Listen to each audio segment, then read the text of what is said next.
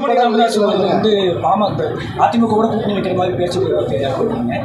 அவரோட ராமதாஸ் அவர்கள் வந்து மறுபடியும் வந்து நம்ம தாவைக்கு வாய்ப்பு இருக்குல்ல, அதுக்கு பேச்சு நடக்குது. அன்புமணி ராமதாஸ் இன்று காலை பத்திரிகையிலே பார்த்தேன். அவர் அனைத்து இந்திய அண்ணா திராவிட முன்னேற்றக் கழகத்தோடு கூட்டணி சேர்ந்திருப்பதாக கருத்துக்கள் பரிமாறப்பட்டிருக்கிறது.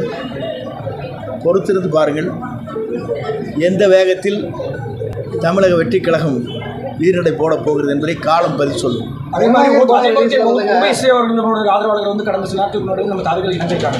அதுக்கு ஓபிஎஸ் அவர்களும் மறுபடியும் வருவார்னு அதுக்குண்டான பேச்சு எல்லோரும் வருவார்கள். அன்போடு கதவு திறக்கப்பட்டிருக்கிறது.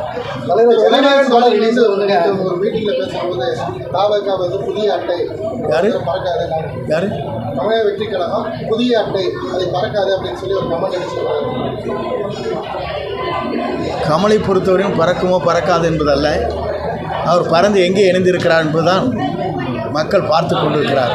தலைவர், அந்த சென்சார் போர்டு வந்து காலம் தாழ்வு வந்து பார்த்தீங்கன்னா ஆளுங்கட்சியினுடைய தலையீடு இருக்கிறதா விமர்சனங்கள் சொல்லப்படுது. உங்களுடைய கருத்து? இன்று மாலை வரை பொறுத்துக் கொள்ளுங்கள், அதற்கு பிறகு நான் பதில் சொல்கிறேன். அதிமுக செய்தி தொடர்பாளர் வைகைச்செல்வன் அவங்களை பற்றி ஒரு கடுமையான குற்றம் சொல்லியிருக்காரு. அதை பற்றி என்ன பதில்? என்ன அவர் வைகைச்செல்வனுக்கு சீட்டே கொடுக்கல, ஜெயிக்க முடியல, அப்புறம் அவர் கருத்து சொல்லுங்க, நான் பதில் சொல்லுவது சரியாக இருக்காது. யாராருக்கு பதில் சொல்ல வேண்டும் தகுதி இருக்கிறது. எல்லா கட்சியும் தேர்தல் காலத்துக்கான ப்ரொபோசல் ரெடி பண்ணிருந்தாங்க. தமிழக வெற்றி கழகம் அது குறித்து மக்களுக்கு சொல்ல வருகிற கருத்துக்களை தொகுத்துக்கான வேலை துவங்கியாச்சு. தலைவர் சரியான நேரத்தில் சரியான முடிவுகளை மேற்கொள்வார்.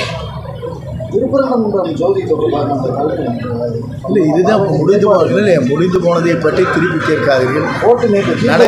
நடக்க போவதை மட்டும் கேளுங்கள்.